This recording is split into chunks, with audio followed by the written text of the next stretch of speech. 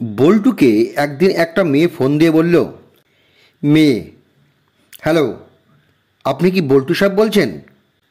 বল্টু, হ্যাঁ বলছি। মেয়ে, আপনার সঙ্গে যত তাড়াতাড়ি সম্ভব আমি দেখা করতে চাই, কিছু কথা বলার আছে আপনার সাথে। বল্টু, ও তাই নাকি? তো কী ব্যাপারে জানতে পারি? মেয়ে, কারণ আমার ছেলে মেয়েদের মধ্যে একজনের পিতা হলেন আপনি। বল্টু, ও মাই গড, তুমি মর্জিনা বলছো নাকি? মেয়ে, না, মর্জিনাকে।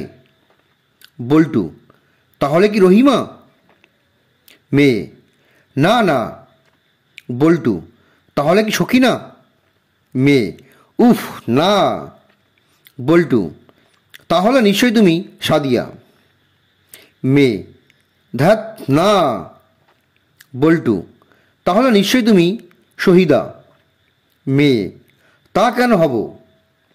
বল্টু, তবে তুমি আলতা বানু। মেয়ে, প্রশ্নই ওঠে না। বল্টু, তাহলে কে আপনি? ধুর, কিছুই মনে পড়ছে না। আপনি হয়তো ভুল নম্বরে ফোন করেছেন।